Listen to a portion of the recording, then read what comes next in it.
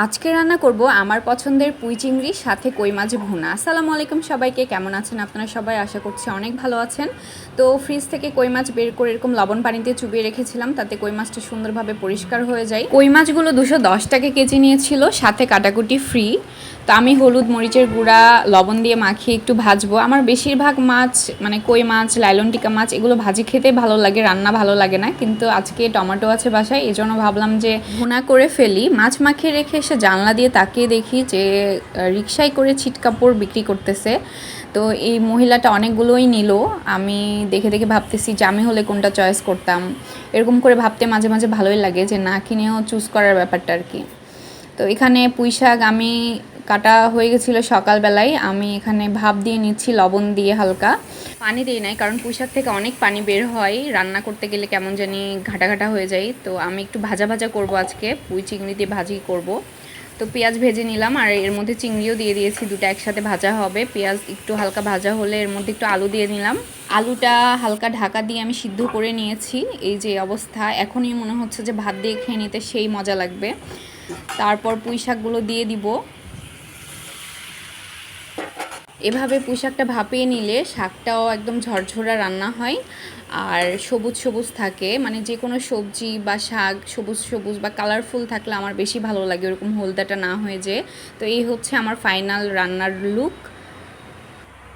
মাখিয়ে রাখা কই মাছগুলো এখন ভেজে নিব। অনেকে দেখেছি যে কাঁচা কই মাছেও ভুনা করে, অনেক ভালো লাগে ধনিয়া পাতা দিয়ে। যেহেতু আমি আজকে ধনিয়া পাতা দিব না, এই জন্য আমি একটু ভেজে রান্না করব।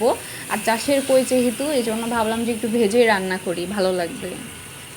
ওদিকে মাছ ভাজি হচ্ছে আর এদিকে আমার আইসক্রিম খেতে ইচ্ছা করলো। কালকে যেহেতু আনিয়ে রেখেছি, ফ্রিজে আছে, তো মনে হচ্ছে কখন খাই কখন খাই।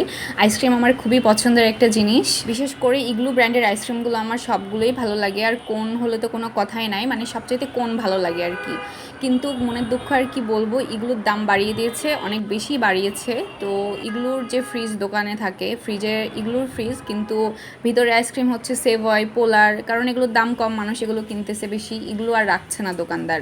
এখানে আমার মাছ ভাজি প্রায় হয়ে গেছে। এরপর আমি পেঁয়াজ দিয়ে নিচ্ছি, একটু বেরেস্তা তুলবো, মানে পুরনি বলে গ্রামের দিকে, পুরনি তুলবো। এই যে পুরনিও করে ফেললাম। পুরনি তোলার পর আমি রান্নার জন্য পেঁয়াজ দিয়ে দিয়েছি। পেঁয়াজে হালকা লবণ দেয় অনেকে, দেখেছি আমি, এজন্য আমি একটু দিলাম, পেঁয়াজ নরম হয়। এখানে আমি একটু মশলা বেটে নিয়েছি। আর এই যে পেঁয়াজ বেরেস্তা, লবণ হলুদ মশলা সব কিছু দিয়ে মশলাটা ভালো করে ভুনে নিব। এরপর টমেটো দিয়ে দিয়েছি। টমেটো এখানে ভুনা ভুনা হবে, এরকম করে ভেঙে একদম ঝোলের সাথে মিশায় যাবে। মশলা টমেটো ভুনা হয়ে গেলে মাছ দিয়ে দিব। মাছ দিয়ে হালকা পানি দিয়ে ঢেকে দিব।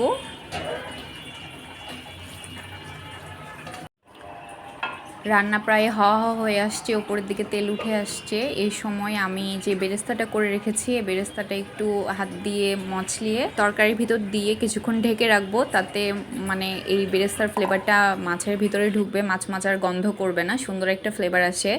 আমার এভাবে মাছ রান্না করলে খেতে খুব ভালো লাগে, নাইলে মাছ রান্না খেতে অতটা আমার ভালো লাগে না। বিশেষ করে এরকম লিজ জ্বালা যেটাকে বলে, যে কোনো তরকারি ছাড়া মাছ রান্না আমার পছন্দ না অতটা। তবে লিজ জ্বালা যখন করি বা ভুনা যখন করি, তখন এভাবে বেরেস্তাটা আমি দেওয়ার ট্রাই করি। এই যে আমার মাছ রান্না কমপ্লিট, এখন বাটিতে তুলে নিব।